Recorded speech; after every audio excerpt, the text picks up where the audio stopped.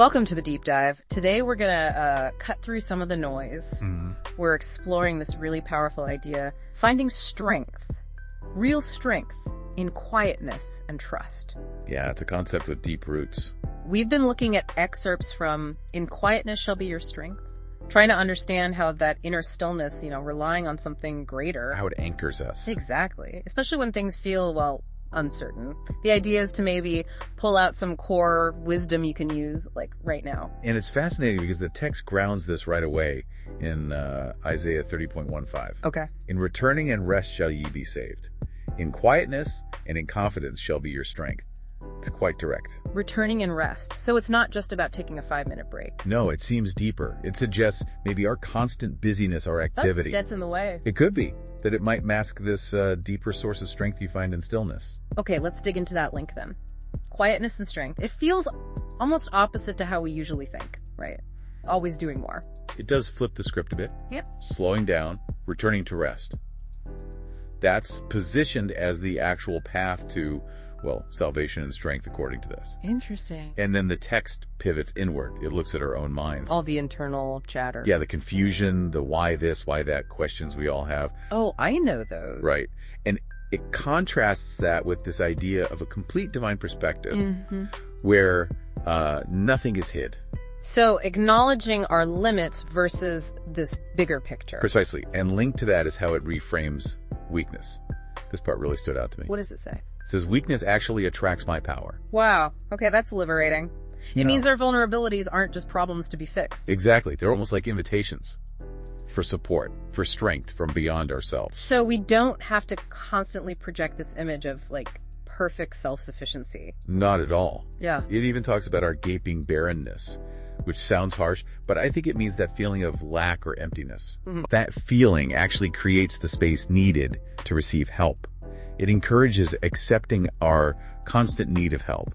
It's quite profound, really. It really is. Then it moves towards action, but maybe not the action we expect. It talks about yielding. Yield to my will when the going gets rough.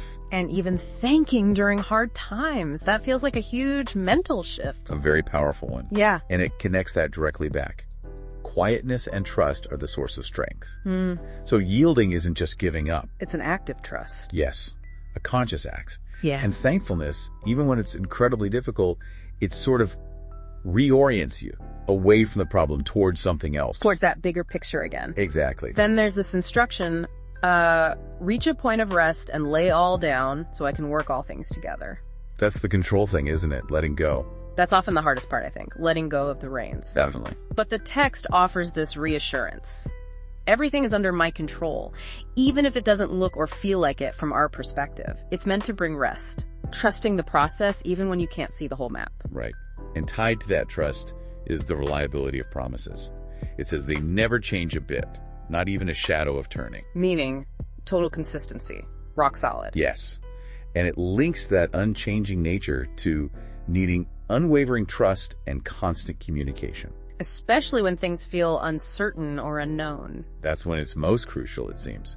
Keeping that line of communication open, holding on to that trust. The consistency provides an anchor when everything else feels like it's shifting. Yeah, I can see that. And finally, it talks about just being present. Coming into his presence. Right.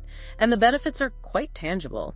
Fresh healing, comfort, strength, inspiration, and courage, and renewed hope. It's like plugging into a power source. It is. It's not just abstract faith. It lists real felt benefits, healing, comfort.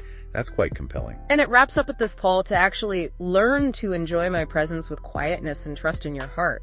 Not just endure it, but enjoy it. Learn to enjoy it. Yeah. So if we pull this all together from our deep dive today, the core message seems to be that real deep strength often comes not from striving harder, but from cultivating inner quiet. And placing our trust outside of just ourselves. Especially when we're facing those inevitable difficulties and uncertainties in life. Which leads to a really practical question for you listening right now. Where in your life? What specific area, maybe, could consciously seeking out moments of quiet and really leaning into trust? Yeah. How might that change things? How you navigate a current challenge, maybe, or approach something unknown coming up? Yeah, something to really reflect on. Where could integrating that actually build a different kind of resilience for you? Exactly. It's worth considering.